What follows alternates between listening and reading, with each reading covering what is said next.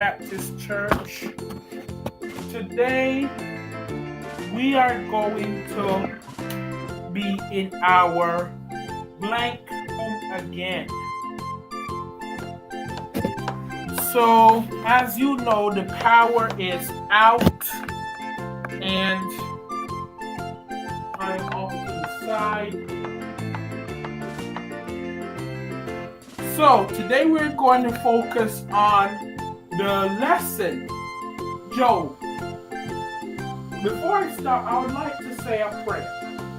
Father, in the name of Jesus, thank you for what you have given us, and thank you for your many praises. Lord, have your way in our hearts, our minds, our spirits, and our souls, as you've given us your blessings. In the name of Jesus, we pray your holy, magnanimous name. In the name of Jesus, we pray. Amen. So now, today we are going to talk about Job. We're going to have two parts to this discussion. We're going to talk about gratitude, and we are going to talk about God recharging us in the time of this. So, what happens when we get stressed in our lives? What can God do to help us? Well, today I will tell you. But first, let us do a random proverb. Amen.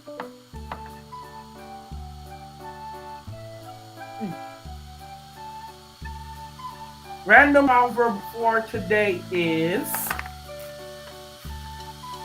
Does this light even work? No, it doesn't. It's a power outage. The wise woman builds her house, but the foolish pulls it down with her hands. Proverbs chapter 14, verse 1.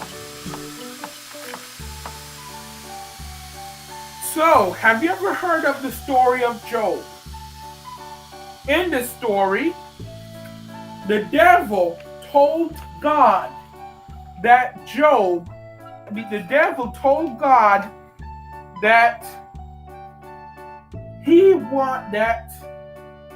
the devil and God made a bet basically on how powerful how much power the devil has. And God told the devil that Job was the greatest man on earth. So, after he made this bet with God, God said Job would never cuss God out. Next thing you hear, the devil says, I can make him curse you if I take his health, his family, and his wealth. So, Job's animals died and were stolen. Were stolen and died by lightning. Job's children were killed when the house they were in was struck by a strong wind and collapsed and killed them. But in the end, Job learned that God knows more than any man and that we can trust him. And afterwards, God gave him a new family and twice as much wealth. So, today we're going to focus on gratitude. Despite the fact that we have been cursed in our lives, or that we have received things that we don't want to receive, we should still be grateful for our blessings that we do still have. Feeling thankful for blessings, big, small, and tiny. Give thanks in all circumstances, for this is the will of Christ Jesus for you. 1 Thessalonians 5:8. It is not happy people who are thankful. It is thankful people who are happy. Think about this now. I wrote this. It is not happy people who are thankful. It is thankful people who are happy. Have you ever done a kindness and the person did not even say thank you? If so, describe what happened. How does God feel when the evermost thing He does for us goes on without our saying thank you? Think of some simple things you can thank God for. Sometimes we don't feel thankful. We should just give thanks away. Some people say our thanks mean more to God under those circumstances. Why would that be? So, let us look at the book of Psalms, chapter 116, verse 17.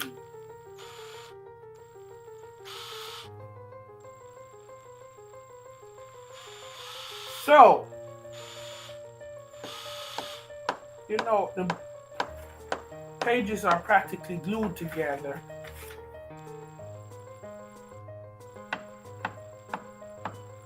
I will offer. Okay, here we are. Psalms chapter 116, verse 17. I will offer to you the sacrifices of thanksgiving and will call upon the name of the Lord. Amen. So now let's look at our next page. So have you ever thought about when your cell phone dies? What does it mean? You can't make any call, you can't text. Your cell phone went dead because you were helping a friend try to solve a problem. And she had you on your cell phone for a couple of hours. You overused your cell and now it needs to be recharged. Your souls are like this little cell phone. Our lives bring trials and tribulations. They could get us to run down. We can begin to feel so tired or dejected or so depressed that when we feel like we want to curl up in a ball or sleep for a year. You and I are little folks. When we're starting to feel worn down by life struggles, that's when we need to plug into God the most. By plugging into God, we mean praying lots more, reading our Bibles more often, and going to church services in the middle of the week. God will be able to recharge you. Recharging our cell phones take a while, but if you're patient, you'll have the charge back on your cell in just a little while. If you're faithful to the Lord, and if you pray hard and go to His Word in prayer and fellowship with other Christians, you will find that your life has been recharged as well. So the last Bible verse I'm leaving you with is Isaiah 40:31. But those who hope in the Lord will renew their strength and will soon soar like wings on eagles. Amen. Father, in the name of Jesus, thank you for the time that you've given us this evening with this class. Lord, have your way in our hearts, our minds, our spirit, and our soul as we repent for whatever we committed and omitted, Lord. Lord, fill us with your word and wisdom, Lord, in the name of Jesus. Thank you, and bless the whole world with whatever it needs, Lord, and rid them of sin. May this word be the sweet communion of your Holy Spirit, and all of God's people say, amen. Have a good day, and may God bless you.